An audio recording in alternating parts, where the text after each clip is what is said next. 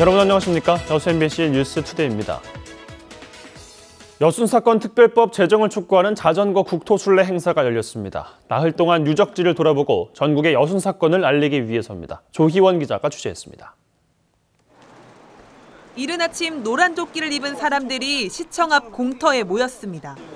여순사건 70주기를 맞아 기획된 여순사건 특별법 제정 촉구를 위한 자전거 국토순례 대행진에 동참하기 위해 전국 각지에서 모여든 참가자들입니다.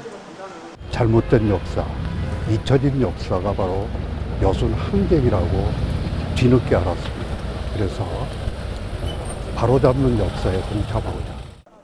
참가자들은 자전거 바퀴에 바람을 넣고 깃발을 달며 아픈 역사를 되새기는 나흘 동안의 대장정을 떠날 채비를 합니다.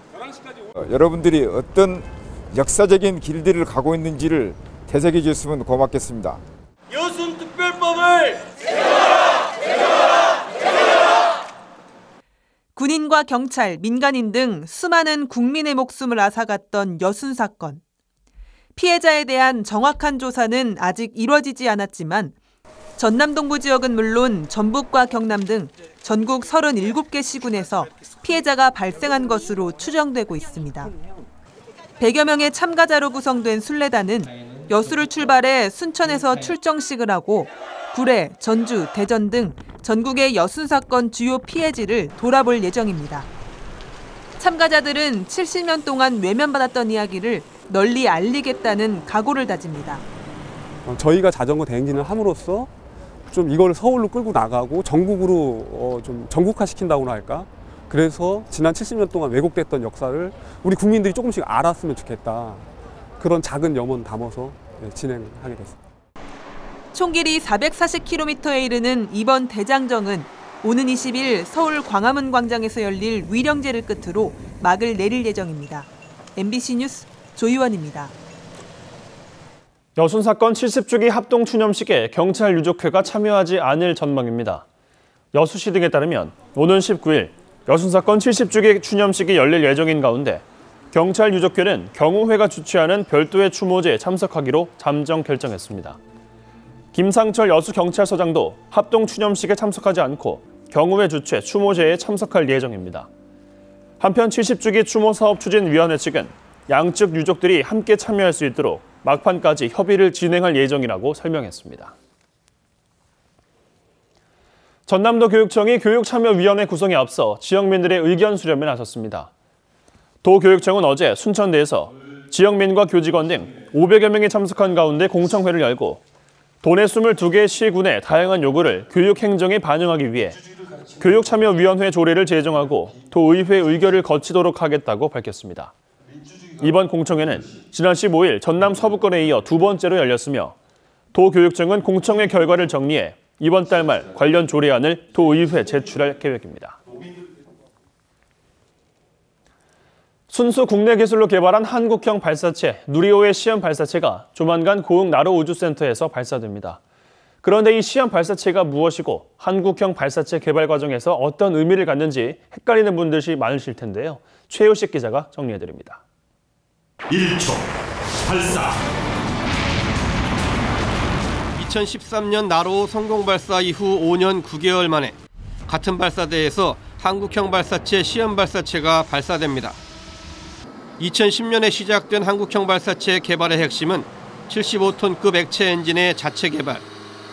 이미 나로 우주센터에서 계속된 연소 시험에서 여러 차례 목표 시간인 140초를 달성했고 연료를 다 소진하며 154초까지 가동됐습니다.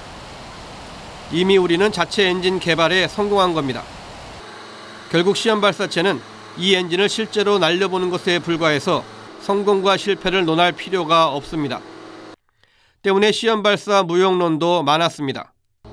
선진국들도 엔진을 자체 개발하면서 지상에서 연소 시험에 성공한 이후 별도의 시험 발사를 한 사례가 없습니다. 시험 발사체는 140초 동안 타면서 고도 195km, 거리 400km만 날아가면 됩니다. 따라서 이번 시험 발사는 국민들에게 자체 개발한 엔진을 선보이고 누리호로 명명된 한국형 발사체 개발에 대한 국민적 공감대를 확산시킨다는 의미가 더 큽니다. 일부에서는 또 시험 발사체를 누리호 2단과 혼돈하기도 합니다. 2021년에 발사할 누리호는 3단형으로 이번에 개발한 75톤급 엔진을 1단에 4개, 2단에 1개, 위성이 실린 3단에는 7톤급 엔진을 장착합니다. 시험 발사체는 75톤급 엔진 1기를 시험하는 것이기 때문에 누리호 2단과 모양은 비슷하지만 기능은 전혀 다릅니다. 시험 발사체는 지상에서 점화되지만 누리호 2단은 200km 상공에서 점화됩니다. 그래서 2단에 쓸 엔진은 현재 나로 우주센터에 있는 진공 챔버 안에서 연소 시험이 따로 진행되고 있습니다. 엄밀히 말하면 시험 발사체의 발사는 한국형 발사체 누리호의 시험 발사가 아니라 누리호 주력 엔진의 비행 테스트가 정확한 표현입니다. MBC 뉴스 최우식입니다. 네, 이런 가운데 당초 오는 25일로 예정됐던 한국형 발사체 누리호의 시험 발사체 발사가 연기됐습니다. 과기정통부와 항우연은 최근 시험 발사체 비행 모델을 점검하는 과정에서 추진제 가압 계통의 압력 감소 현상이 확인돼 시험 발사체를 조립동으로 옮겨 원인을 분석하고 있으며 곧바로 제2차 발사위원회를 개최해 준비 상황을 점검하고 발사 일정 연기를 결정했다고 밝혔습니다. 과기부는 다음 주 초까지 원인 분석이 계속될 것이라며 원인 분석과 대응 계획 수립이 끝나는 대로 다시 발사 일정을 결정하겠다고 덧붙였습니다. 전라남도가 어촌 어항 현대화 사업인 어촌 뉴딜 300 사업 대상지 발굴에 나섭니다.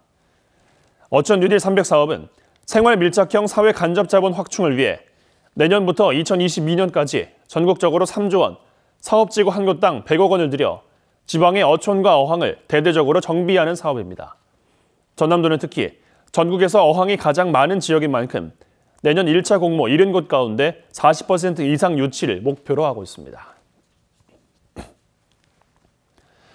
최근 사립유치원의 비위와 관련해 전수조사를 요구하는 목소리가 커지는 가운데 지역교육청도 비리 근절 방안에 대한 대책 논의를 진행하고 있습니다. 광주시 교육청은 오는 2020년까지 광주 지역 사립유치원 172곳의 운영 실태를 조사하기로 했고 전남도 교육청은 각 지역 교육지원청에 3년 주기의 종합감사를 진행할 계획입니다.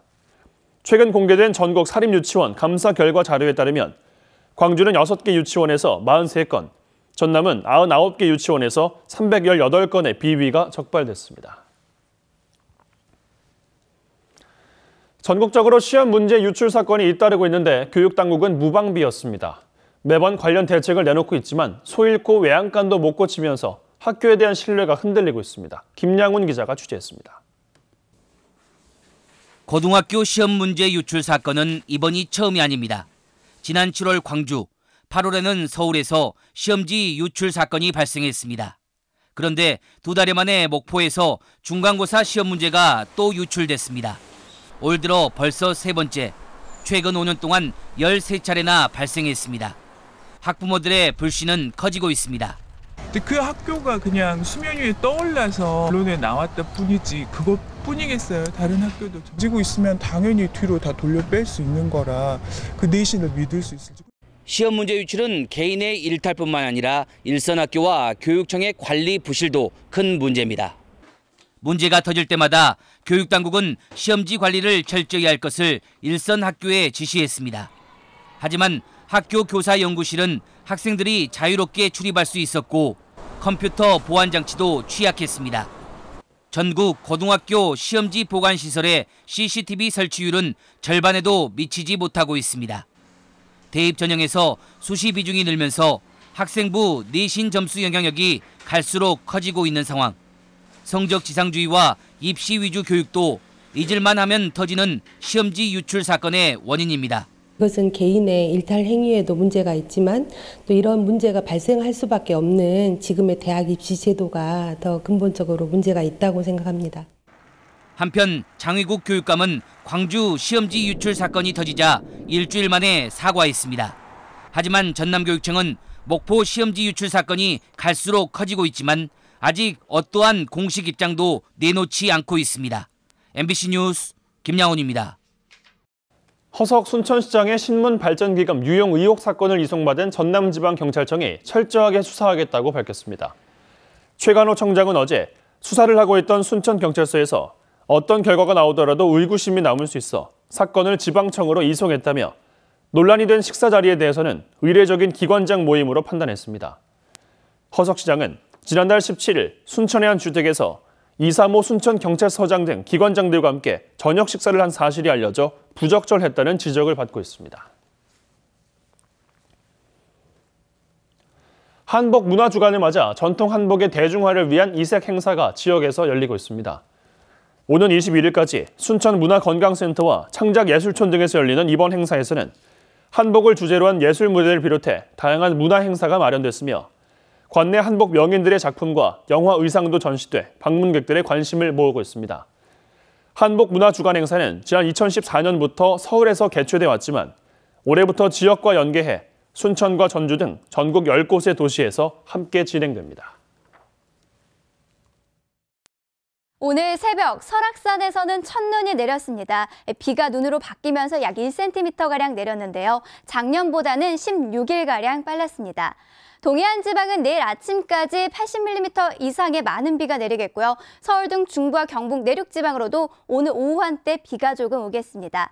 또 찬 공기가 내려오면서 날은 조금 더 쌀쌀해져서 한낮 기온 서울이 20도를 밑돌겠고요. 공기는 내내 깨끗하겠습니다. 활기찬 하루 되세요. 날씨였습니다.